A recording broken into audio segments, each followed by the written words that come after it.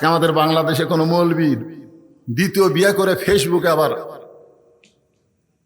কি করে, পোস্ট করে, আমি চরিত্র ঠিক রাখার জন্য দ্বিতীয় বিয়ে করছি।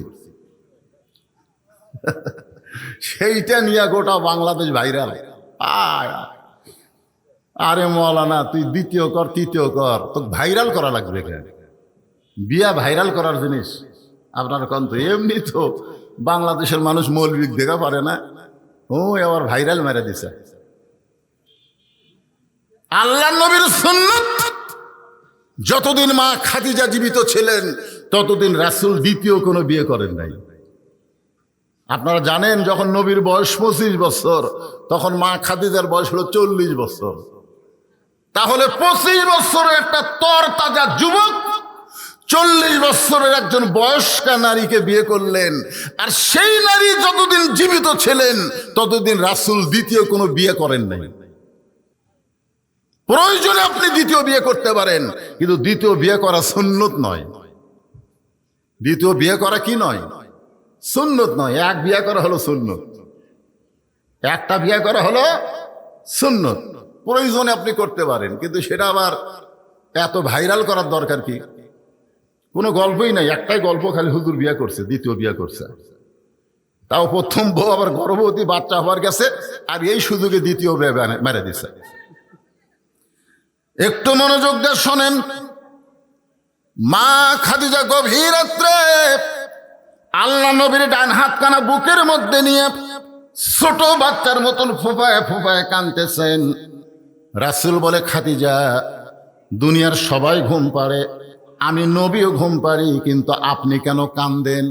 খাদিজা বলতেছি, ইয়া রাসূলুল্লাহ, আপনি না ঘুমাইলে আমি কোনোদিন ঘুমাই না। সুবহানাল্লাহ। বুঝতে পারছেন? খাদিজা বলতেছি, ইয়া রাসূলুল্লাহ, আপনি না ঘুমাইলে আমি খাদিজা কোনোদিন ঘুমাই না। তো আল্লাহ রাসূল বললেন, আমি না ঘুমাইলে আপনি ঘুমান না কেন? বলে, আমি না ঘুমানোর কারণ হলো বিবাহের সময় আপনার চাচা যখন আপনার 2 হাত আমার হাতে তুলে দিয়ে বললেন, মা, আজ থেকে এই এতিমের দায়িত্ব আমি তোমাকে। সুবহানাল্লাহ না কেন? দুনিয়াতে আমরা যারা বিয়ে করছি, এখানে যত আমরা বিয়ে করছি, দেখবেন বইয়ের হাত স্বামীর হাতে তুলে দেয় না? চাচা হোক, বাবা হোক, খালু হোক, অভিভাবক যাই থাকে, বইয়ের হাত এনে স্বামীর হাতে তুলে দিয়ে বলে, বাবা, আজ থেকে আমার মেয়েকে তোমার হাতে তুলে দিলাম। এটাই কিন্তু নিয়ম। কিন্তু আল্লাহ রাসূলের সাথে যখন মা খাদিজার বিয়ে হয়, তখন নবীর হাত, খাদিজার হাত নবীর হাতের উপর তুলে দেওয়ার কেউ ছিল না, বরং নবীর চাচা আবু তালেব আল্লাহ নবীর 2টা হাত খাদিজার হাতে তুলে দিয়ে বললেন, শিশুকালে মইরা গেছে মা, গর্ভে থাকতে মরছে পিতা, নবী চোখে দেখলেন না, কে করিবে লালন পালন, কে দিবে সান্ত্বনা, এই দুনিয়ার বড় এতিম নবী ছিলেন একজনা। আমাদের নবী সবচাইতে কি ছিলেন? এতিম ছিলেন। খাদিজা বলে, হুজুর, যেদিন আপনার চাচা আপনার 2 হাত আমার হাতে তুলে দিয়েছে, সেদিন থেকে আপনি না ঘুমান পর্যন্ত আমি খাদিজা কোনোদিনও ঘুমাই না। আপনি যখন ঘুমায় গেলেন, এমন সময় আমি খাদিজা ঘুমের দোয়া পড়লাম। ঘুমের আগে ঘুমের একটা দোয়া আছে, আমরা যারা এখানে বসে আছি, ঘুমের আগে ঘুমের একটা দোয়া আছে না নাই? আপনার কি দোয়া পড়েন? আচ্ছা, দোয়া যে পড়েন আরবিতে, এর বাংলা অর্থ বোঝেন না? আরবিতে যে দোয়াটা আপনার পড়লেন, এই দোয়ার একটা বাংলা অর্থ আছে না নাই? যদি দোয়ার বাংলা অর্থ জানেন, তাহলে এশার নামাজ না পড়ে কেউ কোনোদিন রাত্রিবেলা বিছনায় ঘুমাতে পারবেন না। এ দোয়ার যদি বাংলা অর্থ জানতেন, এশার নামাজ না পড়ে আপনি ঘুমাবারই পারতেন না। কারণ এই দোয়ার বাংলা অর্থ কি? আল্লাহুম্মা বিইসমিকা আমুতু। আমুতু মানে কি? আমি আল্লাহর নামে মরে যাচ্ছি নামাজ না পড়ে। এই আপনি যে আল্লাহর নামে মরে যাচ্ছেন এশার নামাজ না পড়ে মরেন, এশার নামাজ না পড়ে মরেন, তারপরে চাপাত কিভাবে লাগাই বুঝবেন? কিরে যুবক, কথা হয় না। এই ঘুমের বাংলা জানি না তো, আরবিতে কই অত সাহায্য হয়। খাদিজা বলতেছে, ইয়া রাসূলুল্লাহ, আল্লাহুম্মা বিইসমিকা আমুতু। এই আমুতু শব্দ যখন উচ্চারণ করেছি, সঙ্গে সঙ্গে আমার দুইটা চক্ষু বন্ধ হয়ে যায়। আমার দুইটা চক্ষু যখন বন্ধ হয়, আমি তখন দেখতে পাই আমার সামনে অন্ধকার কবর। এই দুনিয়ার বাড়ি ঘর একদিন হইয়া যাবে পর, যাইতে হবে অন্ধকার কবর। এটা কখন মনে হবে? চোখ বন্ধ করেন, চোখ বন্ধ করেন, চোখ বন্ধ করে সবাই খেয়াল করেন। এ দুনিয়ার বাড়ি ঘর একদিন হইয়া যাবে পর, যাইতে হবে অন্ধকার কবর। খালি যদি মনে করে এই দুনিয়ার বাড়ি ঘর ছাড়া ছুড়া যাইতে হবে অন্ধকার কবর, ওই ব্যক্তি দুর্নীতি করবি, ওই ব্যক্তি মানুষের টাকা মারা খাবি, ওই ব্যক্তি কোনোদিন হুঙ্কার মারবি, আমার চিনিস, আমি কার দল করি তুই জানিস, এ কথা কোনোদিনও বলবে না। কারণ প্রত্যেকটা ধাপে ধাপে, প্রত্যেকটা নিঃশ্বাসে নিঃশ্বাসে তার হায়াতকে অতিক্রম করে সে কবরের দিকে হাঁটতেছে। জোরে কোন কথা ঠিক কিনা কথা বলেন? কিন্তু ওই কবরের কথা তো মনে করে না, খালি বারবার উপর দিকে দেখে। উপর দিকে কি দেখেন ভাই? হয় 6 তলার ভিত দিছি হুজুর, 6 তলার ভিত দিছি। ওই 6 তলার ভিত দিছে, 3 তলা কমপ্লিট হচ্ছে, রড বার করে থুছি। দোয়া করেন হুজুর 6 তলা যেন করবার পারি। দোয়া করেন হুজুর, হুজুরের কাছে দোয়া চাচ্ছে 6 তলা করবি। 2 কান্দের 2 ফেরেশতাকে, আল্লাহ এই শয়তানের কান্দত আমি থাকবো না, এর কান্দত থেকে লেখমো কি? যেই লোকটা যাওয়ার জন্য দুনিয়াতে এসেছে, আনলি সেই লোকটা থাকার জন্য বারবার খালি উপর দিকে দেখতেছে। এ তো মানুষ না, এই শয়তান হয়ে গেছে। তোর এখন কথা কর না কেন? এই মানুষ আছে, এই পুরা শয়তান হয়ে গেছে। তার কান্দত থেকে লেখমো কি? তুমি যে আমাকে কান্দত থুতে লেখার জন্য তোমার 2 কান্দে 2 মোহরি লিখিতেছেন ডায়েরি, দলিল দেখে রায় দিবে, টাকা পয়সার নাই কারবার। কিরামান কাতিবিনা ইয়ালামুনা মা তাফআলুন। খাদিজা বলতেছে, ইয়া রাসূলুল্লাহ, বিইসমিকা আমুতু শব্দ যখন উচ্চারণ করেছি, আমার চক্ষু যখন বন্ধ হয়ে যায়, আমি তখন দেখতে পাই অন্ধকার কবর। আপনি বলেছেন এই দুনিয়া থেকে সর্বশেষে যেই ব্যক্তি কবরে যাবে, কবরের ঘরে তাকে 50,000 বছর থাকা লাগবে। এই দুনিয়া থেকে সর্বশেষে যেই ব্যক্তি কবরে যাবে, কবরের ঘরে তাকে 50,000 বছর থাকা লাগবে। আমি খাদিজা অন্ধকার কবরে 50,000 বছর কেমনে থাকবো? যেই কবরে কোনো দরজা নাই, যেই কবরে কোনো জানলা নাই, যেই কবরে কোনো বাতি নাই, যেই কবরে কোনো সাঁকি নাই, সেই কবরে 50,000 বছর কেমনে থাকবো? ওই কবরের চিন্তায় আমার চোখে ঘুম নাই, চোখ দিয়ে দর দর করে পানি পড়তেছে। সঙ্গে সঙ্গে আল্লাহ নবী খাদিজাকে বুকের মধ্যে নিয়ে কপালে একটা চুমু দিয়ে বললেন, খাদিজা, ওই আল্লাহর শপথ করে বলতেছি, ঈমান গ্রহণ করার পরে আপনি আল্লাহর সঙ্গে যে সম্পর্ক গড়ে তুলেছেন, আল্লাহ আপনার অন্ধকার কবরকে জান্নাত বানায়া দিবে। সুবহানাল্লাহ, ধরে খান। আর কোনো টেনশন আছে? আচ্ছা, কবর যদি জান্নাত আল্লাহ বানিয়ে দেয়, তাহলে 50,000 বছর কি আর 1 কোটি বছর কি? কবর যদি অন্ধকার হয় তো একদিনই তো থাকা যাবে না রে, একদিনই থাকা যাবে না। আর যদি জান্নাত হয়ে যায় তাহলে 50,000 না 50 কোটি বছর হলেও কোনো টেনশন। আল্লাহ রাসূল বলে, খাদিজা, ঈমান গ্রহণ করার পরে আপনি আল্লাহর সাথে এমন একটা সম্পর্ক গড়ে তুলেছেন, আল্লাহ আপনার কবর জান্নাত বানিয়ে দিবে। এখান থেকে বোঝা গেল ঈমান গ্রহণ করার পরে আল্লাহর সঙ্গে সম্পর্ক করা লাগবে। খালি ইল্লাল্লাহর জিকির মারলে হবে না। গতকাল যে জিকির করছিল এখানে, বুঝলেন, সেই জিকির ভাইরাল হয়ে গেছে। ও বাবা, মনে হয় টিউবওয়েল বসাচ্ছে, টিউবওয়েল।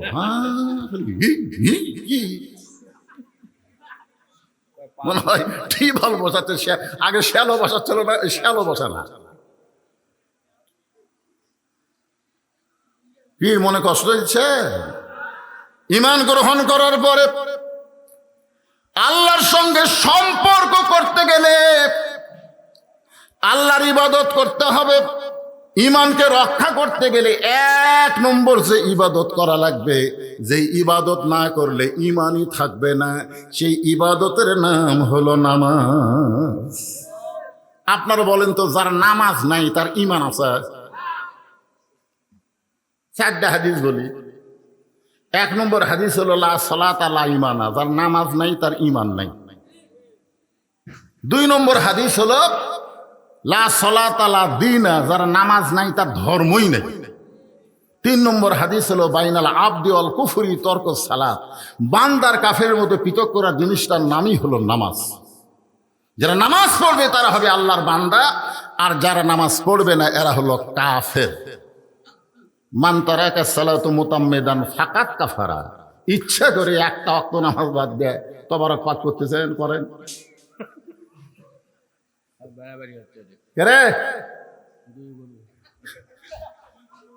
না না না না না, এদের তবারকের তলে যে আগুন জ্বলতেছে, এই আগুনের দিকে খেয়াল করলে ঘেরে বাবা কাঁচা গোস্ত সিদ্ধ করতেছে রে। এই আগুন চাউল ভাত বেনে দিচ্ছে, একটু এদিক সেদিক হলে পুড়ে দুর্গন্ধ হবে। আপনারা জানেন জাহান্নামের আগুনকে 70 বার ধুত করে তারপরে দুনিয়ার এই আগুন দিছে। জোরে কন, কথা কন না কেন, কথা কন না কেন?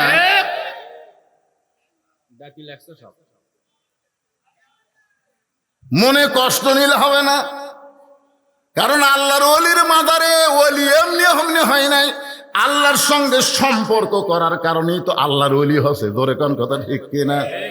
আল্লাহ রাসূল বলে, খাদিজা, ঈমান গ্রহণ করার পরে আপনি আল্লাহর সঙ্গে এমন একটা সম্পর্ক গড়ে তুলেছেন, আমি রাসূল বলতেছি আপনার কবর থাকবে না, আপনার কবরকে আল্লাহ জান্নাত বানাইয়া দিবে। এ কথা শোনার পরে খাদিজা আরো জোরে জোরে কান্দে। এইটা শোনার পরে খাদিজা যখন কাঁদতেছে, রাসূল বলে, খাদিজা, আমার কথা কি আপনার বিশ্বাস হয় নাই?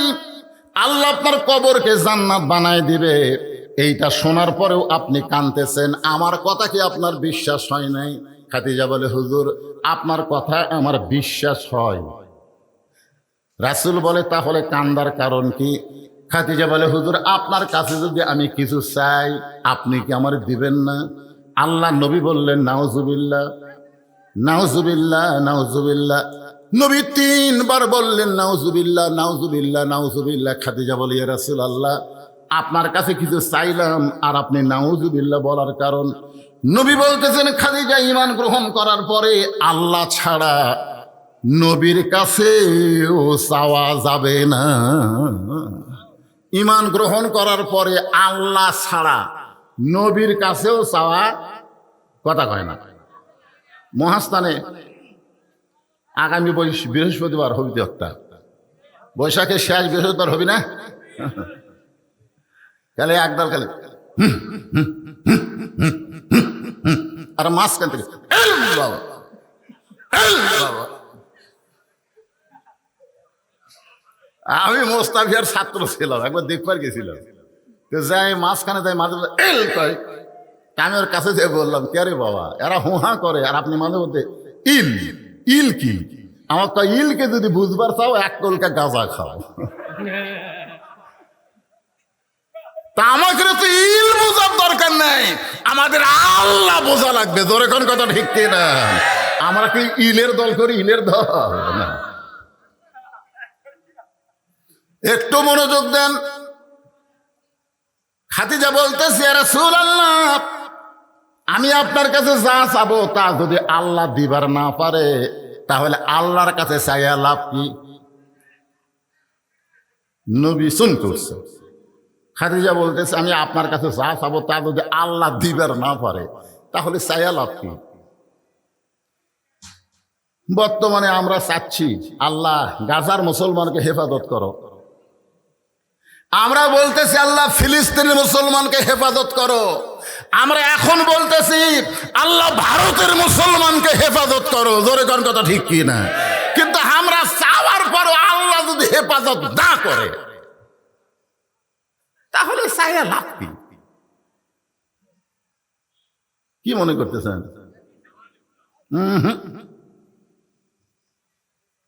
যেই বাইতুল মুকাদ্দাসের ভিতরে আমাদের নবী ইমামতি করার পরে আল্লাহ তাকে ইমামুল আম্বিয়া ইমামুল মুরসালিন ডিগ্রি দিল, আর সেই বাইতুল মুকাদ্দাসে ঈদুল ফিতরের নামাজ ফিলিস্তিন মুসলমান পড়বার গেল, ইসরায়েলের ইহুদিরা পড়বার দিল না, গুলি করে নামাজ ভঙ্গ করে দিল।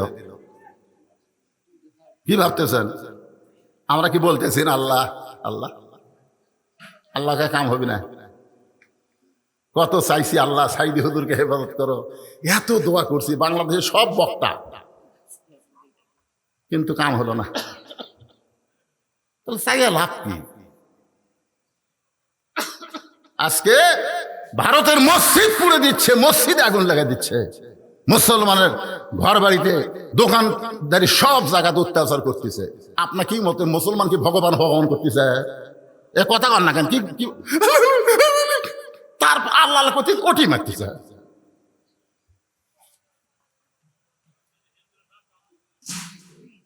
না, আমি উল্টা বলতেছি না, আপনারা উল্টা বোঝেন না। খাদিজা বলতেছি ইয়া রাসূলুল্লাহ, আমি আপনার কাছে যা চাবো তা যদি আল্লাহর না থাকে তাহলে আল্লাহ কেমনে দিবে? আল্লাহ রাসূল বলে খাদিজা আল্লাহর নাই, এ কথা বলাও যাবে না। খাদিজা বলতে যে হুজুর কোরআনে একটা সূরা আছে, একবার পড়লে 10 পারা কোরআন পড়ার সওয়াব পাওয়া যায়। আপনারা বলেন তো সূরাটার নাম কি? ইয়াসিন, ইখলাস। একবার পড়লে কয় পারা?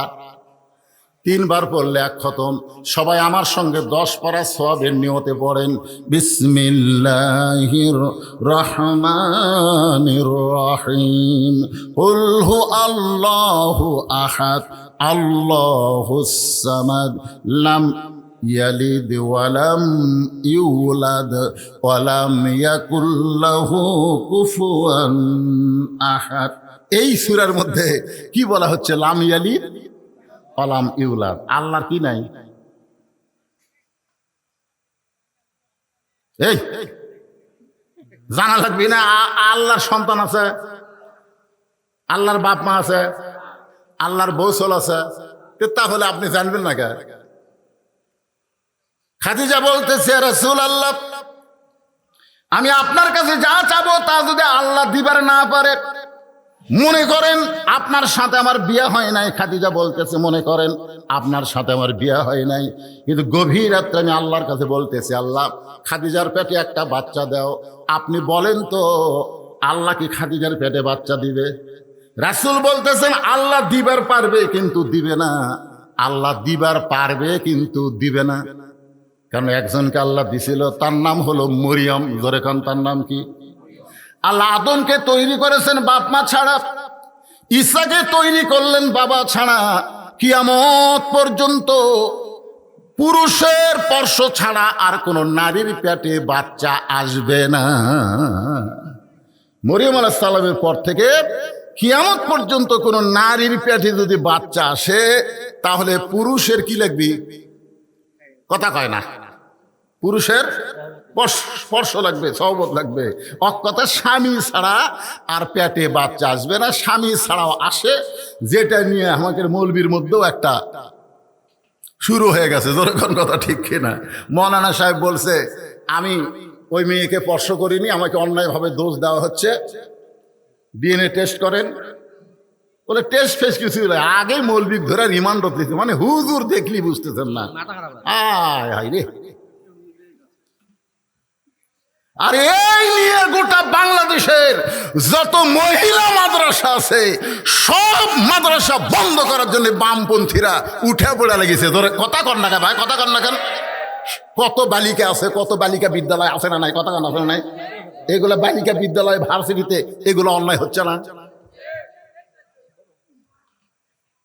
একটা শালারা কথা কয় না। এই জামালপুরের এক ইমাম সাহেবকে এক মেয়ে মানুষ মাওজায় কৈফত দিছে যে এই হুজুর আমার মেয়ের পেটত বাচ্চা দিছে। ইমামক ধরে লেগেছে, একদিন পর ইমামকে মুক্ত দিল, ওই মেয়েরই বড় ভাই ওর পেটত বাচ্চা দিছে, ওই মেয়েরই বড় ভাই। একদিন হুজুরের ইমামতি গেল, হুজুরের জেলত ছিল, এখন এসে ধরা খেলো ভাই। হুজুর দেখলে তোর লাকত লাগে, তার মানে কি মনে করছেন হুজুর ছাড়া অন্যায় করার লোক নেই? কতক্ষণ আছে না নাই? হুজুর যদি দোষী হয় তাহলে অবশ্যই হুজুরের শাস্তি হবে, এটা আমরাও চাই। শুধুমাত্র মাথায় টুপি মুড়ে মুখে দাড়ি দেখে অন্যায় ভাবে আলেমদের বিরুদ্ধে বলো না, আর মাদ্রাসা বন্ধ করার পায় তারা করো না। কারণ মাদ্রাসায় যারা পড়বে তারা প্রকৃত মা এবং পর্দানিশী হয়ে যাবে। যে কথা বলতেছিলাম একটু খেয়াল করেন। আল্লাহ রাসূল বলে, খাদিজা আমার কাছে আপনি কি চান, সেইটা পাইলে আপনি কান্না বন্ধ করে দিবেন। খাদিজা বলে, ইয়া রাসূলুল্লাহ, আমি বেশি কিছু আপনার কাছে চাই না। আপনার কি মনে আছে আপনি দীর্ঘ 3 বছর একটা জায়গায় বসে সাধনা করেছেন? এই জায়গাটার নাম হলো গারে হীরা। বর্তমানে ওই পাহাড়ের নাম হলো জাবালে নূর। মা খাদিজা দৈনিক 2 বার ওখানে খাবার নিয়ে যাইতেন। 2011 সালে আমি গারে হীরায় উঠছিলাম। আমার মতন মানুষ তখন জুয়ান ছিল, 11 সাল, বুঝতেছেন না? ওই সময় উঠতে গিয়ে আমি 2 লিটার পানি খাইছি। মাত্র 2600 ফুট উপরে গারে হীরা। আমার মতন পুরুষ মানুষ 2 লিটার পানি পান করা লাগে, আর দৈনিক 2 বার খাদিজাতুল কুবরা ওই গারে হীরাই নবীর কাছে খাবার নিয়ে যাইতে। সুবহানাল্লাহ বলেন। যখন মা খাদিজা নবীর কাছে খাবার নিয়ে যাইতেন তখন মা খাদিজার বয়স হলো 54 বছর। 54 বছরের একজন নারী নবীর কাছে 2 বার খাবার নিয়ে যাইতেন। একদিন মা খাদিজা খাবার নিয়ে যখন যাবেন, এমন সময় নবী গারে হীরা থেকে নিচে নেমে আইছেন।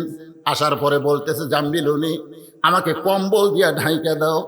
মা খাদিজা নবীকে কম্বল দিয়া ঢেকে দিয়ে বলে, রাসূলুল্লাহ, আমি খাবার নিয়ে যাচ্ছিলাম গাড়ি হীরায়, আপনি কেন নেমে আসলেন? রাসূল বললেন, খাদিজা, আর গাড়ি হীরায় আমার কোনো দরকার নাই। লৌহে মাহফুজ থেকে আল্লাহ তাআলা খুশি হইয়া আমার উপরে কোরআনের আয়াত নাজিল করেছে। সুবহানাল্লাহ।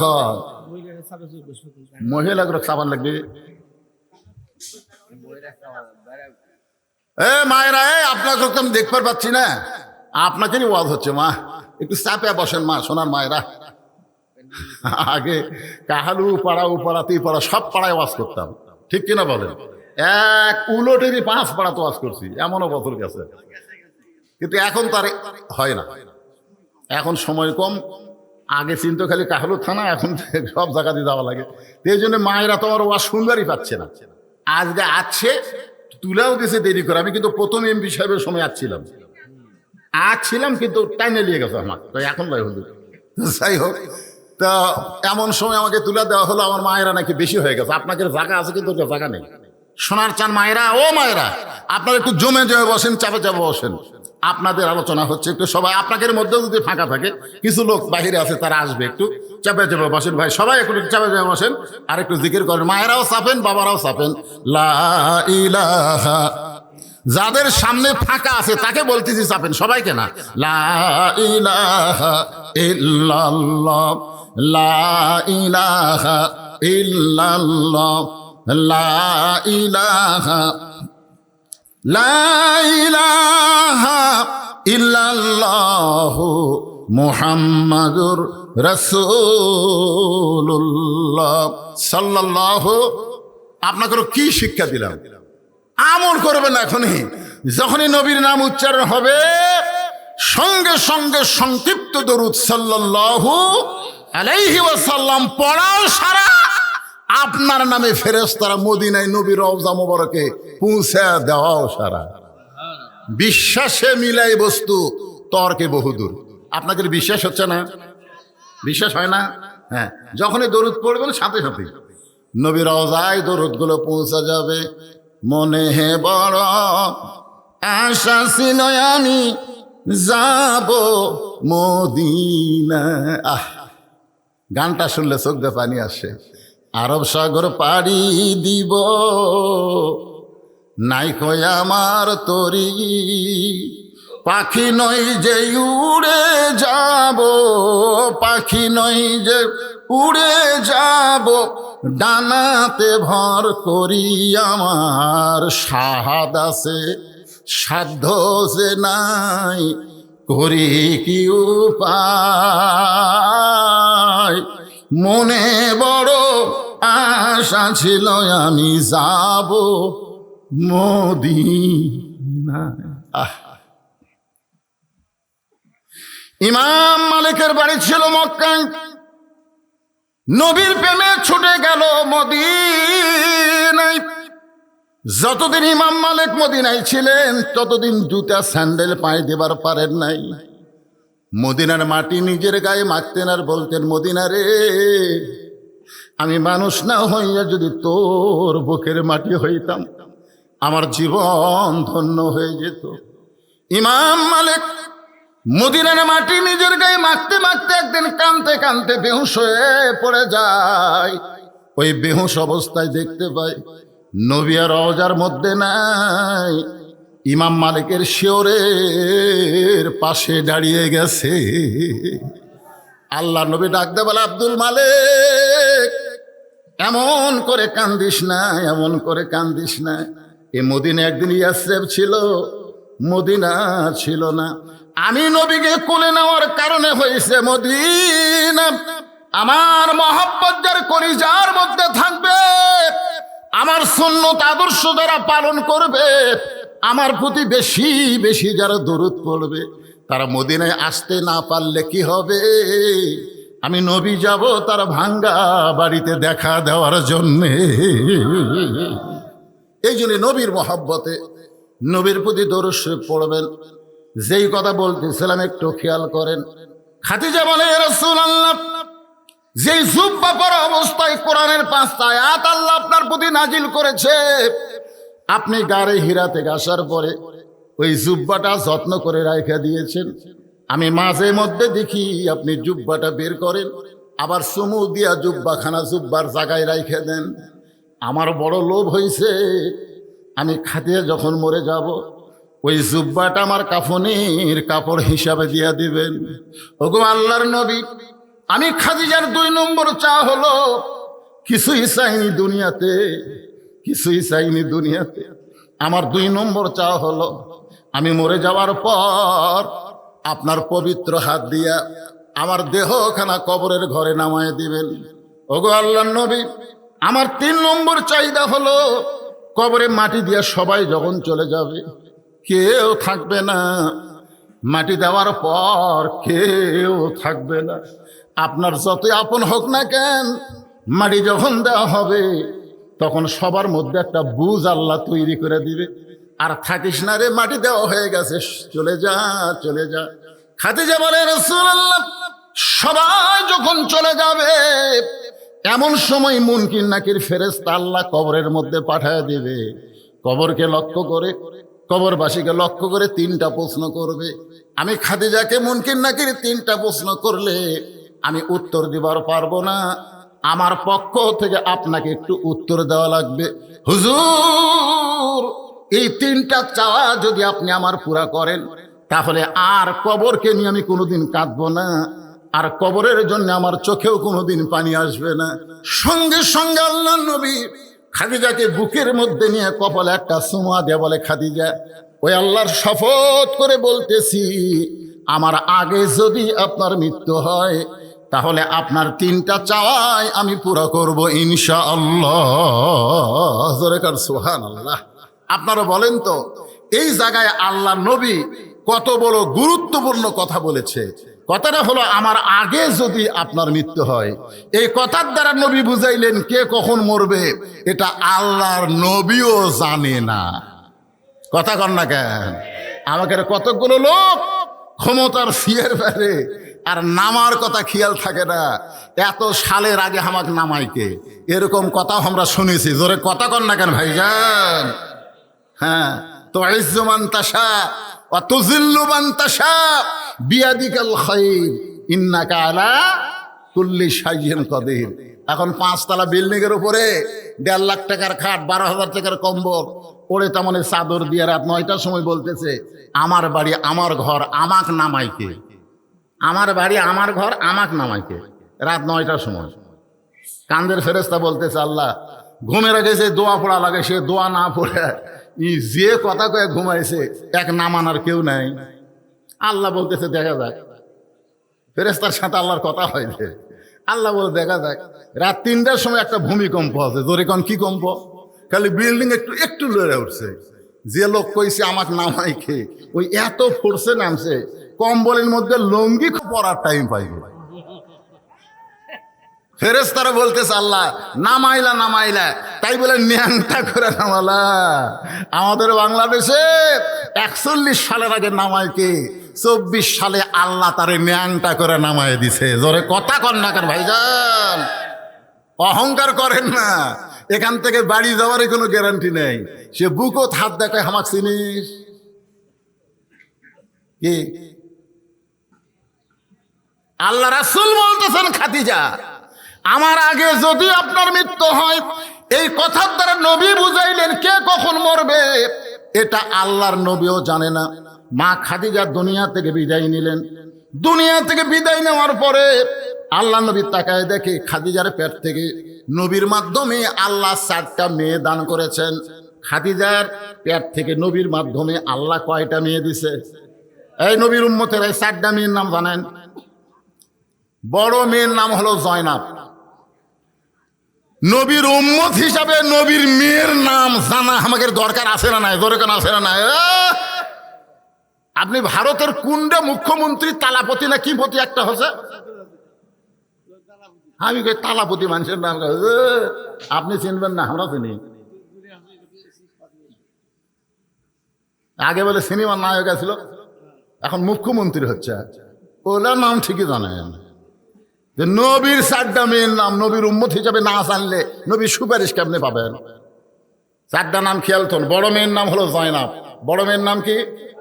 মেজো মেয়ের নাম হলো রোকেয়া। মেজো মেয়ের নাম হলো রোকেয়া। সেজো মেয়ের নাম হলো কুলসুমা। আর ছোট মেয়ের নাম হলো ফাতেমা। তাহলে কয়টা মেয়ের নাম করলাম? নবী তাকায় দেখে 4টা মেয়ে কাঁদতেছে। 3টা মেয়ের কান্নার শব্দ শোনা যায়, কিন্তু একটা মেয়ে কাঁদতেছে, কান্নার কোনো শব্দ নেই, শুধু চোখ দিয়ে দর দর করে পানি পড়তেছে, গালটা ভিজে ভিজে থুতুনি দিয়ে বয়ে বয়ে পড়তেছে, কাঁদতেছে কিন্তু কান্নার শব্দ নেই। আর 3টা মেয়ে কাঁদতেছে, কান্নার মধ্যে শব্দ শোনা যায়। যে মেয়েটা কাঁদতেছে কান্নার কোনো শব্দ নাই, ওই মেয়েটার নাম হলো ফাতেমা। নবী ফাতেমাকে ইশারা করলেন। ফাতেমা যখন আল্লাহর নবীর কাছে গেলেন, রাসূল বলেন ফাতেমা তোমার মা দুনিয়া থেকে বিদায় নিয়েছে। যখন কেউ দুনিয়া থেকে বিদায় নেয় তাকে উপরে বেশি সময় রাখা জায়েজ নাই।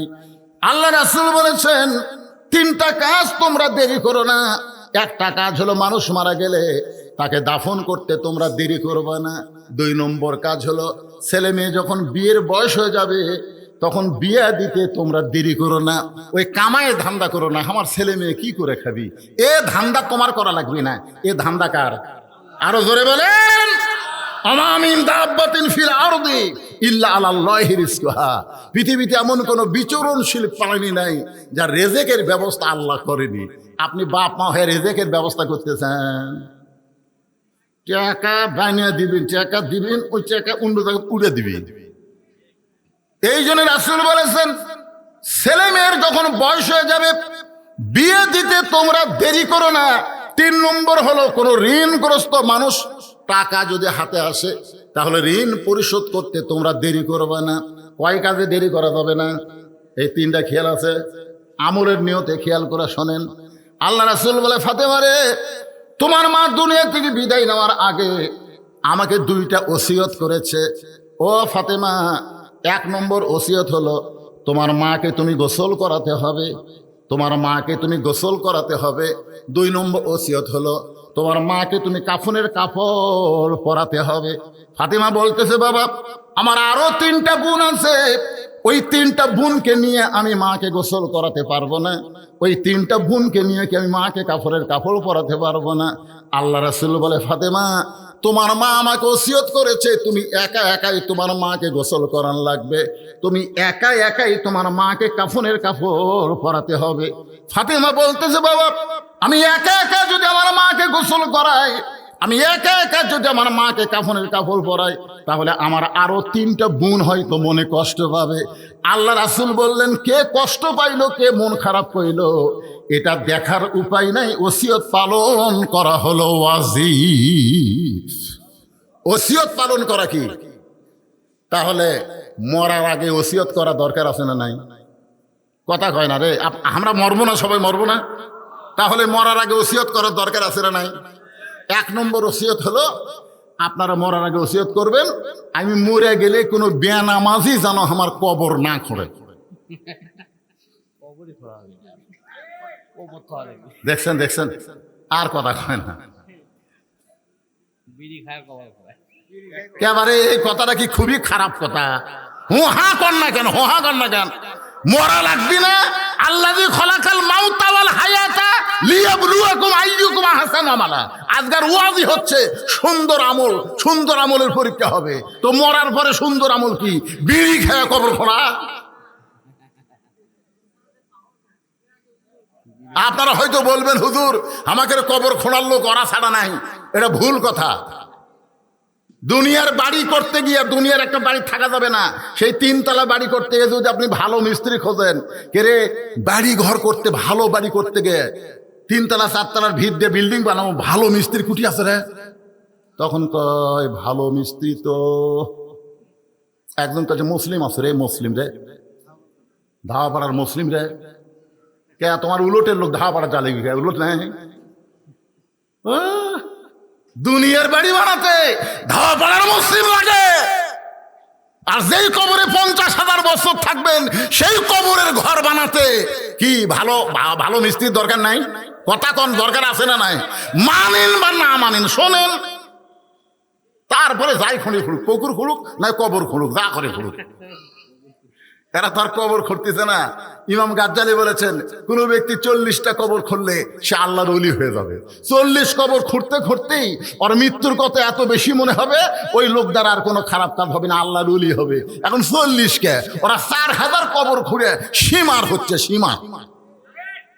কবর দেখলে আমার কিছুই মনে হয় না হুজুর, ওর কবর দেখলে কিছুই মনে হয় না, সীমার হয়ে গেছে। ওসিয়ত করবেন, আপনি মসজিদের মুয়াজ্জিনকে বলবেন, মুয়াজ্জিন সাহেব আমি মারা গেলে আপনি আমাকে গোসল করাই দিবেন, বিনিময়ে আপনি 10,000 টাকা হাদিয়া নেন।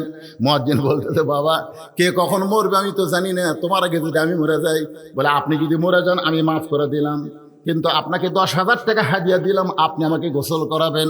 আল্লাহ রাসূল বলেছেন, আসমানের নিচে জমিনের উপরে মুয়াজ্জিনের চাইতে ভালো মানুষ আর কেউ নাই। সুবহানাল্লাহ, জোরে গান। কোন আলিমের কথা বলে নাই, কোন মৌলানার কথা বলে নাই। আসমানের নিচে জমিনের উপরে মসজিদের মুয়াজ্জিনের চাইতে ভালো মানুষ আর কেউ নাই। আল্লাহ নবী বেলালকে ডাকতে বলে, বেলাল রে আয় আয় আমার কাছে আয়। বেলাল যখন নবীর কাছে গেল, নবী বলে, বেলাল তুমি না আমার চাইতে খাটো। বেলাল বলে, রাসূলুল্লাহ আপনি হলেন ইমাম, আমি হলাম মুয়াজ্জিন, আমি একটু খাটো হইলে অসুবিধা কি? রাসূল বলে, বেলাল রে হাসরের ময়দানে আল্লাহ তাআলা ইমামের চাইতে মুয়াজ্জিনের মাথা উঁচু করে দিবে। শুধু মুয়াজ্জিনের মাথা উঁচু করবে না, আল্লাহ নিজের হাতে মসজিদের মুয়াজ্জিনের মাথায় একটা টুপি পরায় দিবে, যেই টুপি পূর্ণিমার চাঁদের চাইতেও বেশি আলো দিবে। বাংলাদেশে মুয়াজ্জিনের দাম না থাকতে পারে, কিন্তু ইসলামে মুয়াজ্জিনের দাম আছে না নাই? আপনার 14 গোষ্ঠীর মধ্যে কোনো মৌলানা নাই, আপনি মসজিদের ইমামকে বলবেন, হুজুর 5 ওয়াক্ত নামাজ আপনার পিছনে পড়েছি, হুজুর 5 ওয়াক্ত নামাজ আপনার পিছনে পড়েছি, আমি মরে গেলে আমার জানাজার নামাজটা আপনি একটু পড়ায় দিবেন। এরকম ওসিয়ত করার দরকার আছে না নাই? আল্লাহ রাসূল বলে, ফাতেমা তোমার না ওসিয়ত করেছে, তোমার মাকে তুমি গোসল করায় দিতে হবে, তোমার মাকে তুমি কাফনের কাপড় পরাতে হবে। ফাতেমা বললেন, বাবা আমার মা আমার মধ্যে এমন কি দেখলো, আমার মা আমার মধ্যে এমন কি দেখেছে যে আমার আরো 3টা বোনকে বাদ দিয়া আমার ব্যাপারে মা ওসিয়ত করলো। রাসূল বলে, ফাতেমা শুনবার যখন চাও তাহলে শোনো। আমার মায়েরা যারা পর্দার অন্তরে আছেন একটু মনোযোগ দিয়ে শুনবেন। খাদিজাতুল কুবরা বলতেছি, ইয়া রাসূলুল্লাহ, একদিন গভীর রাত্রে আমি ঘুম থেকে চেতন পায়া ফাতেমার ঘরের জানলার কাছে গিয়ে দাঁড়িয়ে থাকলাম। আল্লাহ রাসূল বলে, খাদিজা ফাতেমার ঘরের জানলার কাছে দাঁড়িয়ে কেন থাকলেন? বলে, হুজুর আপনি তো জানেন না, জয়নাব যখন আমার পেটের মধ্যে ছিল, আমার বড় মেয়ে যখন আমার পেটের মধ্যে ছিল, আমার পেট উঁচু হয়েছিল, আমার পেটে ওজন হয়েছিল। জয়নাব যখন দুনিয়াতে ভূমিষ্ঠ হইল, আমি প্রসব ব্যথা বুঝতে পারলাম। আল্লাহর নবী আমার দ্বিতীয় মেয়ে রোকেয়া যখন আমার পেটের মধ্যে ছিল, আমার পেটটা উঁচু হয়েছিল, আমার পেটের ওজন হয়েছিল। রোকেয়া যখন ভূমিষ্ঠ হইল, আমি তখন প্রসব ব্যথা বুঝতে পারলাম। আমার তৃতীয় মেয়ে কুলসুমা যখন পেটের মধ্যে ছিল, আমার পেটটা উঁচু হয়েছিল, পেটের ওজন হয়েছিল। এই রোকেয়া যখন ভূমিষ্ঠ হইল, আমি তখন প্রসব ব্যথা কুলসুমা যখন ভূমিষ্ঠ হইল, আমি তখন প্রসব ব্যথা বুঝতে পারলাম। ওই আল্লাহর শপথ করে বলতেছি, আমার ছোট মেয়ে ফাতেমা যখন আমার পেটের মধ্যে আসলো, আমার পেটটা উঁচু হয়েছিল, আমার পেটটা মধ্যে কোনো ওজন ছিল না, আমার পেটটা উঁচু হয়েছিল, কিন্তু ফাতেমা আমার পেটে কোনো ওজন হয় নাই। ফাতেমা যখন ভূমিষ্ঠ হলো, আমি কোনো প্রসব ব্যথা বুঝতে পারি নাই।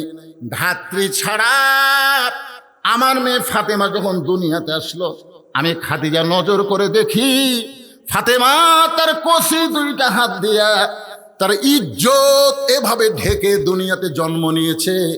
আমি মা খাদিজাও কোনোদিন ফাতেমার ইজ্জতটাও নিজের চোখে দেখতে পারি নাই।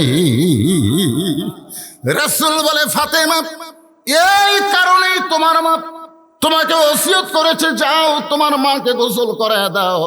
এবার ফাতেমা একা একা মা খাদিজাতুল কুবরাকে গোসল করালেন।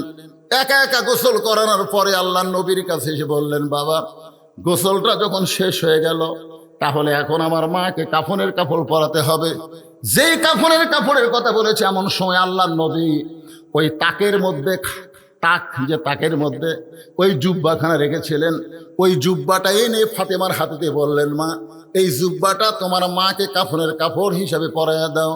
ফাতেমা চোখের পানি বের করে বলে, বাবা আমি সব সময় মায়ের কাছে থাকতাম, আর মায়ের কাছে থাকার কারণে মায়ের জীবনের অনেক অজানা গল্প আমি মায়ের মুখে শুনেছি। মায়ের জীবনে অনেক অজানা গল্প ছিল, সেই গল্প আমি মায়ের মুখে শুনেছি। আমার মা আমাকে একদিন হাসতে হাসতে বলেছে, ফাতেমা তুমি কি বলতে পারো তোমার বাবার সঙ্গে যখন আমার বিয়ে হয়েছিল, বিয়ের ঘটনা কি? আমি ফাতেমা চমকে গিয়ে বললাম, মা যখন বাবার সঙ্গে আপনার বিয়ে হয়েছিল আমি তখন কত বড় ছিলাম? খাদিজা বলে, ফাতেমা তোমার তো তখন জন্মই হয় নাই। এখন ফাতেমার আগ্রহ বেড়ে গেল, কেন মা বলতেছে তোমার বাবার সঙ্গে আমার বিয়ের ঘটনা জানো? অবশ্যই এর মধ্যে একটা ঘটনা আছে না নাই? খাদিজা বললেন, ফাতেমারে তোমার বাবা তখন আমার বাড়িতে রাখালি করত, ওই রাখালি করা অবস্থায় তোমার বাবার মধ্যে এমন কিছু আমি দেখেছিলাম, যেটা দেখার কারণে 40 বছরের একজন বিধবা নারী, মক্কার সব চাইতে ধনী ছিলাম, আর তোমার বাবা রাখালকে আমার স্বামী হিসাবে গ্রহণ করে নিলাম। ও বাবা, আমি মায়ের মুখে গল্প শুনেছি, আপনি যখন মায়ের বাড়িতে রাখালি করতেন তখন আমার মা মক্কার সবচাইতে ধনবতী রমণী ছিল, আর সবচাইতে ধনবতী রমণী হইয়া আপনার মতন গরিব একজনকে স্বামী হিসেবে গ্রহণ করলো। আর আমার সেই মা এখন মারা গেল, মক্কার দোকানে কি নতুন কোনো কাপড় নাই, নতুন কোনো কাপড় না দিয়ে এই পুরাতন জুব্বাখানা দিচ্ছেন। বাবা মরে যাওয়ার সঙ্গে সঙ্গে কি মায়ের দয়া আপনার অন্তর থেকে মুছে গেল? সঙ্গে সঙ্গে নবী ছোট বাচ্চার মতন কান্দে আর বলে, ফাতেমারে এই জুব্বা আমি তোমার মাকে দিচ্ছি না, এই জুব্বা তোমার মা আমার কাছে চেয়েছে।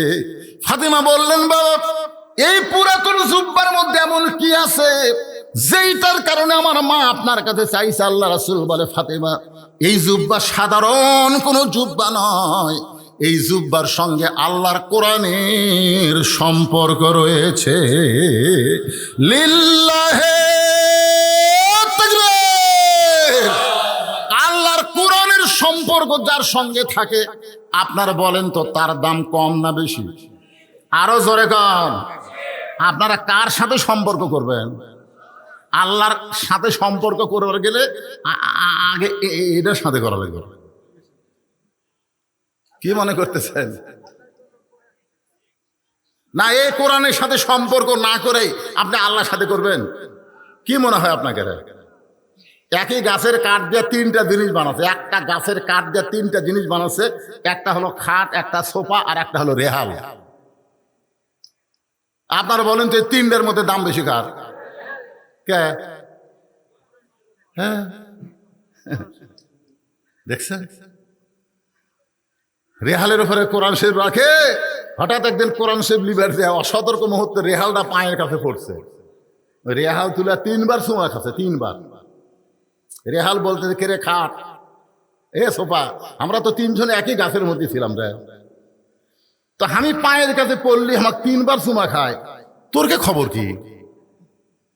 তখন খাট আর সোফা বলতেছে, ভাই চুমা খাবি, আমাকে লাগতানার জন্য বানাচ্ছে রে।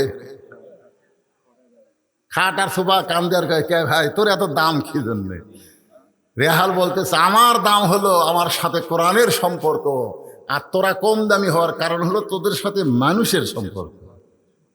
এখন আপনারা বলেন কোরআনের সাথে কারা কারা সম্পর্ক রাখবেন? আল্লাহকে একটু হাত দেখান তো ভাই। এই গভীর রাত্রে তাহাজ্জুদের সময় আল্লাহ আল্লাহ হাতগুলা কবুল করে নাও, আল্লাহ হাত নামান। লিল্লাহে তাকবীর। আল্লাহর এই কোরআনের সাথে সম্পর্ক রাখতে গেলে এই যে কোরআনের মাহফিল, গতকাল কি হচ্ছে আমি জানি না, কিন্তু আজকে তো কোরআন দিয়ে ওয়াজ হচ্ছে। তাই কোরআনের মাহফিল এখানে কি কোনো কালেকশন করা লাগবে নাকি? কোনো আদায় আছে? সেটা কি টিয়ার টুর কিছু দেন না? না না, মৌকা বুঝা কাম করা লাগবে তো। ওয়াজগুলো একসময় আল্লাহর কোরআনের সাথে সম্পর্ক যারা রাখার জন্য হাত তুলছেন, এই কোরআনের মাহফিল প্রতি বছর হোক। দেখেন আপনারা, আমি গতকাল আমার মাহফিল ছিল সাতিয়ায়, গত রাত্রে সাতিয়ার মাহফিল বৃষ্টির কারণে আমার বন্ধ হয়ে গেছে। তার আগের দিন আমার মাহফিল ছিল আপনার নওগাঁয়, বৃষ্টির কারণে মাহফিল বন্ধ। আগামীকাল আমার মাহফিল আছে ধামুরহাটে, সেই মাহফিলে বৃষ্টি এত বেজে গেছে, ওটাও বন্ধ। কিন্তু আপনাকে এই মাহফিল বন্ধ হলো না, তার মানে বোঝা গেল কি কবুল করছে আল্লাহ। তো কবুল করা মাহফিলে আল্লাহর কোরআনকে ভালোবেসে এই কোরআনের মাহফিলের জন্য যাদের বাপ মা কবরে গেছে, বাপ মা যাদের কবরে গেছে, একটা কোরআন শরীফ বাবদ 500 টাকা দান করবেন। একটা কোরআন দানের সওয়াব আল্লাহ আপনার বাপ মার কবরে দিবে। বাপ মার কবর আল্লাহ জান্নাতের টুকরা বানিয়ে দিবে। এই কোরআনের মাহফিল আল্লাহর ওলির মাহফিল, এখানে ইসালের সওয়াব সবার জন্য দেওয়া হবে, গোটা পৃথিবীর সমস্ত মানুষের জন্য দেওয়া হবে। আমাদের বাপ মা যাদের কবরে, দাদা দাদি কবরে গেছে, তাদের রুহের মাগফিরাতে আমি 500 টাকা চাইছি। যে ব্যক্তি প্রথম দান করবেন কোরআনের জন্যে, তার দান দেখে যত মানুষ দান করবে, প্রত্যেকটা মানুষের দানের একটা সওয়াবের অংশ আল্লাহ তাক দিবে। কারণ প্রথম দান করা খুবই কষ্ট। মিন শারিল ওয়াসওয়াসিল খান্নাস, শয়তান খালি ভিতরে খসখস করে, দেশ না দেশ না দেশ না। এই দেশ না করতে করতে লাভ দেওয়াটা মানে কি? এই দেশ না করতে করতে যাই লাভ দিয়ে উঠবে, বুঝবেন শয়তানক পরাজিত করতে পারে নাই। শয়তানকে ওই লাত্তি মারা ফেলে দিয়ে ওই আল্লাহকে খুশি করার জন্যে এই কোরআনকে ভালোবেসে 500 টাকার একটা নোট আমি চাইছি। 500 টাকা। কেউ যদি মনে করে হুজুরে একটা নয়, আমি 2 কোরআন শরীফ দেবো 1000 টাকা। কেউ যদি মনে করে আমি 10টা দেবো 5000 টাকা। অনেক দানবীর এখানে আছে, থানার অফিসার স্টাফ আছে, সবাইকে আমি লক্ষ্য করে বলবো দানের ব্যাপারে। হ্যাঁ, 500 করে 1000 টাকা। আব্দুল খালেক আর জাহিদুল ইসলাম, 2 জন আল্লাহর পাগল, 500 টাকা করছে দান। আল্লাহ দানকে কবুল করেন, নেক নিয়ত নেক আশা পরাক, আল্লাহুম্মা আমিন। এটাও 500। এটা একটা 500 টাকা সাইজ হলো কেন? না এখন আমি পাইনি, এটা পাওয়ার ভাগ্য আমার এখন হয় না, তো ঢপই নাই। এটা তো 50 টাকার মতন লাগিচ্ছে। মাশাআল্লাহ, আর একটা 500 টাকা পাওয়া গেল। সবাই দেখেন, নতুন 500 টাকা, আর একটা 500 টাকা পাওয়া গেল। 3 জন আল্লাহর পাগল, 3টা কোরআন শরীফ বাবদ। আমার মায়েরা, ও মায়েরা, আজকে আপনাকে ওয়াজ বেশি করতেছি। মায়ের মধ্যে বিশ্বস্ত লোক লাগবে, বুঝলেন? আজগবি একজন গেলে টাকা দিবি না। এনামুল ভাই 500 টাকা। এনামুল, আল্লাহ তোমার বান্দা কোরআন শরীফ বাবদ 500 টাকা দান করছে। আল্লাহ দানকে কবুল করেন।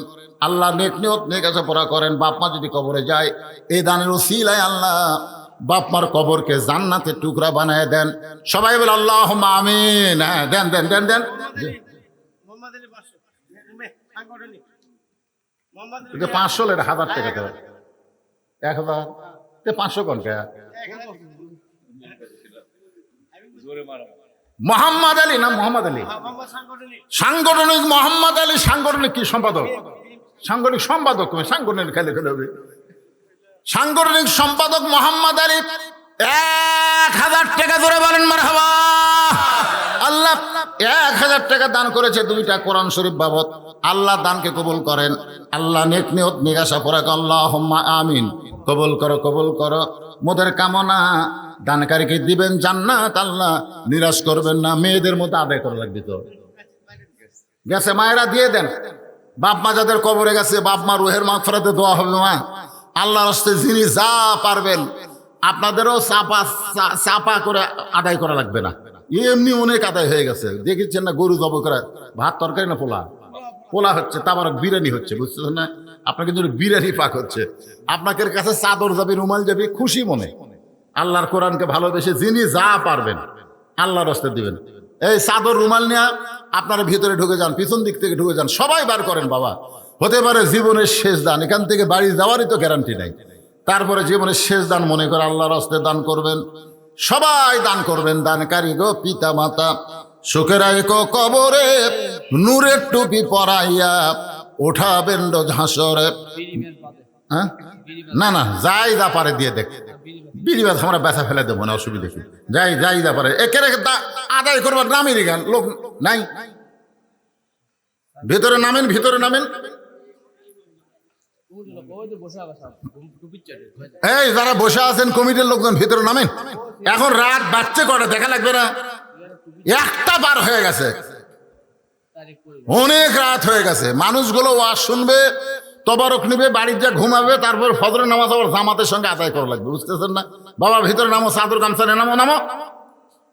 এই মাহফিল কমিটির লোকজন নাই, এখন তো সরে থাকা চলবে না। আদায়ের সময় ভিতরে আসা লাগবে, আসা লাগবে। এখন সবাই জিকির করেন লা ইলাহা ইল্লাল্লাহ, লা ইলাহা ইল্লাল্লাহ, লা ইলাহা ইল্লাল্লাহ, লা ইলাহা ইল্লাল্লাহ, লা ইলাহা ইল্লাল্লাহ, লা ইলাহা ইল্লাল্লাহ, লা ইলাহা। আল্লাহ রাসূল বলেন, ফাতেমা এই জুব্বা আমি দেইনি মা, এই জুব্বা তোমার মা আমার কাছে চেয়েছে। এই জুব্বা দুনিয়ার সাধারণ কোনো জুব্বা নয়, এই জুব্বার সঙ্গে আল্লাহর কোরআনের সম্পর্ক রয়েছে। জোরে কান সুবহানাল্লাহ। কারণ এই জুব্বা পরা অবস্থায় ফেরেশতা জিবরাইল আমার সঙ্গে কোলাকুলি করেছে। এই জুব্বাকারে হীরার মধ্যে পরা অবস্থায় কোরআনের প্রথম 5টা আয়াত আল্লাহ আমার প্রতি নাজিল করেছে। পৌরসভার বেদানা, মা আমার বেদানা কোরআন শরীফ বাবদ 500 টাকা দান করেছে। আমার মা বেদানার দানকে আল্লাহ আপনি কবুল করেন। জোরে বলে আল্লাহুম্মা আমিন। কারণ মেয়েরা দান করলে নাম বলা লাগবে, তাছাড়া সন্দেহ বেশি, বলতেন না যে টাকা পকেটত গেল না টেজত গেল। এই জন্য মায়েরা আপনার টাকা দিবেন, নাম শুনবেন। নাম যদি শুনবার না পান তাহলে বুঝবেন টাকা টেজত আসেনি।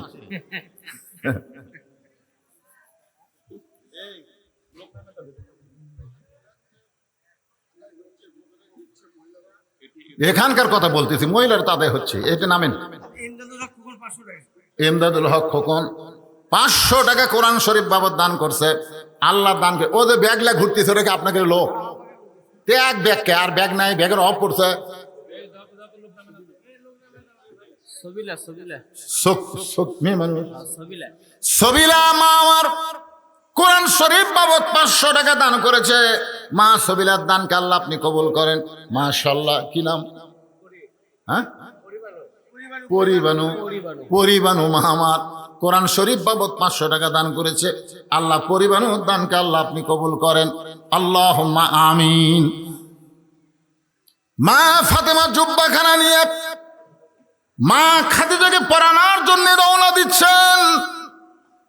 কিছুক্ষণ আগে একা একাই মাকে গোসল করাইছেন, এবার একা একা মাকে কাফনের কাপড় পরাবেন। ফাতেমার সামনে সামনে, আল্লাহ নবী পিছনে পিছনে হাঁটতেছে। কিন্তু আল্লাহ কোরআন শরীফের মধ্যে বলেছেন নবী যখন হাঁটবেন নবীর সামনে কেউ চলতে পারবেন না। আল্লাহ নবী যখন কথা বলবেন নবীর কথা বন্ধ করে কেউ কথা বলতে পারবে? এখন পারবে?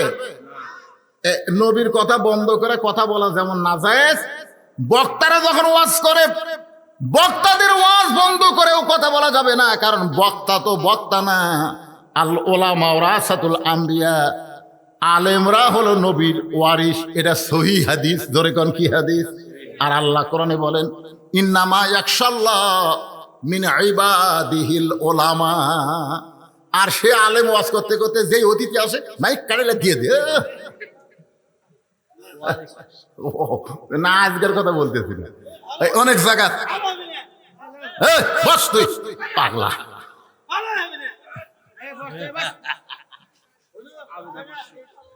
পরে খসিন ওয়াজ করিস নি, বস।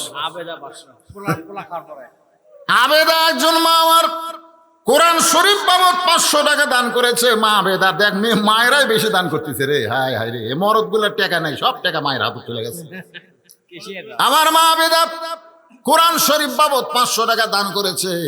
আল্লাহ মা আবেদার দানকে কবুল করেন। আল্লাহুম্মা আমিন। ফাতেমার সামনে সামনে জুব্বা নিয়ে হাঁটতেছে আর আল্লাহ নবী পিছনে পিছনে। এখন আপনারা বলতে পারেন নবীর সামনে কেউ হাঁটতে পারবে না, কিন্তু ফাতেমা কেন সামনে হাঁটে? কারণ ফাতেমা শুধু নবীর মেয়ে না, ফাতেমাকে আল্লাহ নবী মায়ের মতো সম্মান করেছে। সুবহানাল্লাহ কন্যা ভাইজান, আজকে সেই ঘটনা আমি বলবো না। ফাতেমা ঘরের মধ্যে যখন ঢুকে গেল জুব্বা নিয়ে, এমন সময় আল্লাহ নবী দরজা বন্ধ করে দিলেন। দরজা বন্ধ হয়ে গেল। ফাতেমা জুব্বা নিয়ে খাদিজাকে কাফনের কাপড় পরানোর জন্য ঘরের মধ্যে ঢুকলেন। আশরাফুলের মেয়ে আসমানি কোরআন শরীফ বাবদ 500 টাকা দান করেছে। মা আসমানির দানকে আল্লাহ আপনি কবুল করেন। আল্লাহুম্মা আমিন। কিছুক্ষণ পরে ফাতেমা জুব্বা কাফনের কাপড় পরায়া যখন দরজা খুলছে, এমন সময় নবী তাকায় দেখে ফাতেমা মুস্কি মুস্কি হাসতেছে। আপনারা বলেন তো, মাকে কাফনের কাপড় পরানোর পরে যদি মেয়ে দরজা খুলে মুস্কি মুস্কি হাসে, নবী চমকে গিয়ে বলে ফাতেমা কানতে কানতে তুমি জুব্বা নিয়া মাকে কাফনের কাপড় পরাতে ঢুকলা, আর হাসতে হাসতে কেন দরজা খুললা? ফাতেমা বলতেছে বাবা কানতে কানতে কেন ঢুকলাম এটাও আপনি জানেন, হাসতে হাসতে কেন দরজা খুললাম এটাও আপনি জানেন। রাসূল বলে ফাতেমা কানতে কানতে তুমি ঢুকলা এটা আমি জানি, কিন্তু হাসতে হাসতে দরজা খুললে এটা আমি জানি না। এ কথার দ্বারা বোঝা গেল আল্লাহর নবী না জানাইলে জানে। কথা কয় না কেন? আল্লাহর নবী গায়েব জানে? এক বাক্যে আকীদার প্রশ্ন, ঈমানের প্রশ্ন। নবী গায়েব জানে? গায়েব জানে? জানে না। মা ইয়ান্তিকু আনিল হাওয়া ইন হুয়া ইল্লা ওয়াহয়ুন ইউহা। রাসূল বলেছেন আমি যা জানি তোমরা তা জানো না, আমিও জানি না যতক্ষণ আল্লাহ আমাকে না জানায়। তাহলে সব কিছু জানে কে? আরো জোরে কন যারা বলতেছেন না, ভিতর কি গোজামিল ঢুকছে নাকি? গোজামিল এখন কতগুলো আমাকে বাবাও গায়েব জানে, বাবাও গায়েব জানে। ঠাস করে বাবা গেল ছল মারছে মুড়ি, তে বাবা কয় কে রে মারলি কে? তুই বলে গায়েব জানিস, তো ছল মারমো জানিস না? এরকম কিছু ভণ্ড তোমার দয়াল বাবার দরবারেতে কেউ ফিরে না খালি হাতে। ও আ ও আ, একটু মনোযোগ দিয়ে শোনেন। রাসূল বলে ফাতেমা কাঁদতে কাঁদতে ঢুকেছে এটা আমি জানি, কিন্তু হাসতে হাসতে দরজা খুললা এটা আমি নবী জানি না। ফাতেমা বলতেছে বাবা আমি আগে মনে করেছিলাম আপনি ভিতরেও জানেন বাইরেও জানেন, কিন্তু আজকে বুঝতে পারলাম আপনি জানেন না, কি জন্য হাসতে হাসতে দরজা খুললাম। ওগো বাবা আপনি কি শুনতে চান? রাসূল বলে শুনবো মানে 100 বার শুনতে চাই। ফাতেমা বললেন বাবা তাহলে শোনেন, আপনার ওই জুব্বা নিয়ে আমি যখন আমার মাকে কাফনের কাপড় পরাবার গেছি, ইয়ানজুরু বিনুরিল্লাহ, আমি নূরের নজর করে দেখি আমার মায়ের শরীরে আল্লাহ তাআলা জান্নাতের পোশাক পরায়া দিছে। আমি আপনার জুব্বাখানা আমার মায়ের শরীরে কোনো মতো পেঁচায়া হাসতে হাসতে দরজা খুললাম, সঙ্গে সঙ্গে নবী বসে মাটির উপরে হাত দিয়া ছোট বাচ্চার মতন কাঁদতেছে। ফাতিমা বলে বাবা আমার মায়ের শরীরে জান্নাতের পোশাক পরার খবর শুনে আপনি কেন কাঁদতেছেন? আপনি কি খুশি হতে পারেন নাই? নয়, এই কান্না হলো আমার জীবনের সবচাইতে আনন্দের কান্না। কারণ দুনিয়াতে কেউ যখন আমাকে নবী বলে স্বীকার করে নাই, সর্বপ্রথম যিনি আমাকে নবী বলে স্বীকার করেছে সেই মহিয়সী নারী তোমার মা, আমার দরদের বিবি খাদিজা। আল্লাহু আকবার। সর্বপ্রথম আমাদের নবীকে নবী বলে কে স্বীকার করছে? কথা কয় না, কে স্বীকার করছে? খাদিজা নবীর কে? নিজের বউ হইয়া নবী স্বীকার করা, এটা কি মনে করতেছেন? তিনটা জিনিস খেয়াল করবেন। 1 নম্বর হলো বড় ডাক্তারের বইয়ের সিজার লাগে না। যারা বড় বড় ডাক্তার তারা কোনোদিন বউরে সিজার করায় না, কারণ সিজার করলে বাচ্চারও ক্ষতি মায়েরও ক্ষতি। 2 নম্বর হলো মৌলানার বাড়ির কোনোদিন মিলাদ লাগে না। 3 নম্বর হলো পীরের বউ কোনোদিন মুরিদ হয় না। আপনারা খেয়াল করে দেখবেন পীরের বউ কোনোদিন মুরিদ হবে না, কারণ পীরের বউ জানে আমার পীর মাঝে মধ্যে মুরিদের বউয়ের দিকে চোখ মারে, এই লুচ্চার হাতে কে মুরিদ হবি? তাহলে 1 নম্বর কি, বড় ডাক্তারের বইয়ের কি লাগে না? সিজার লাগে না। মৌলানার বাড়ির কি লাগে না? মিলাদ লাগে না। আর পীরের বইয়ের মুরিদ হওয়া লাগে না। কিন্তু প্রথম মুরিদ হয়েছে বউ খাদিজাতুল কুবরা। আল্লাহর নবীর কাছে নবী বলে স্বীকার করে কলেমা পড়েছে, বলেন সুবহানাল্লাহ। এই জন্য যাকে তাকে অন্ধভাবে মানা যাবে না, একজনকেই অন্ধভাবে মানতে হবে, তিনি হলেন আমাদের নবী। যেই নবী সম্পর্কে আল্লাহ বলেন লাকাদ কানা লাকুম ফি রাসূলিল্লাহি উসওয়াতুন হাসানা। একটু মনোযোগ দেন। মা খাদিজাকে আল্লাহ নবী নিজের হাতে কবরের ঘরে নামায় দিচ্ছেন, 2 চোখ দিয়ে দর দর করে পানি পড়তেছে। আবু বকর বলে রাসূলুল্লাহ এমন করে যদি আপনি কাঁদেন তাহলে দুনিয়ার উম্মতেরা কেমনে সহ্য করবে? রাসূল বলে আবু বকর আমি যখন খাদিজাকে কবরের মধ্যে নামাইতেছি আমি তখন নবী না, আমি কাঁদতেছি একজন হতভাগ্য স্বামী হিসাবে। আবু বকর তোমরা কেউ জানো না যে খাদিজাকে আমি কবরের ঘরে নামাই, এই খাদিজা কোনোদিন আমি নবী ছাড়া ঘুমাই নাই। আমি যতই দাওয়াত দিয়ে চলে আইছি রাত্রেবেলায় ঘড়ি ধরে আসি নাই, 1টাও বাজে 2টাও বাজে 3টাও বাজে রাত। কোনোদিন আমাকে খাদিজা বলে এই খাদিজা তো দূরের কথা, শব্দটা উচ্চারণ করা লাগে নাই। আমি যেই মাত্র দরজায় সঙ্গে সঙ্গে খাদিজা দরজা খুলে দেয়, আমি নবী চমকে গিয়া বলি খাদিজা এই গভীর রাত্রে আমি যখন আসি আপনাকে ডাক দেওয়া লাগে না, দরজা কেমনে খোলেন জানতে চাই। খাদিজা বলে হুজুর আপনি যখন কলেমার দাওয়াত দেওয়ার জন্য রাত্রেবেলা বের হয়ে যান আমি তখন নাকটা লাগায় দরজার কাছে দাঁড়িয়ে থাকি। আপনি হলেন মেশকাম্বর, আপনি যখন দরজার কাছে আসেন আপনার দেহের সুগন্ধে আমি দরজা খুলে দেই। রাসূল বলে খাদিজা তাহলে কি আপনি কোনোদিন ঘুমাবেন না?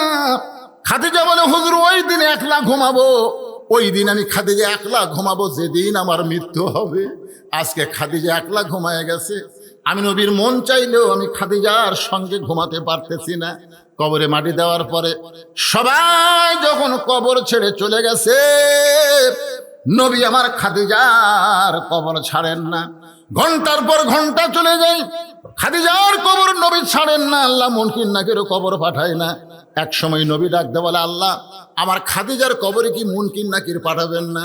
আল্লাহ বলে, হাবিব আপনি যেমন খাদিজাকে ভালোবাসেন, আমি আল্লাহ তেমন ভালোবাসি।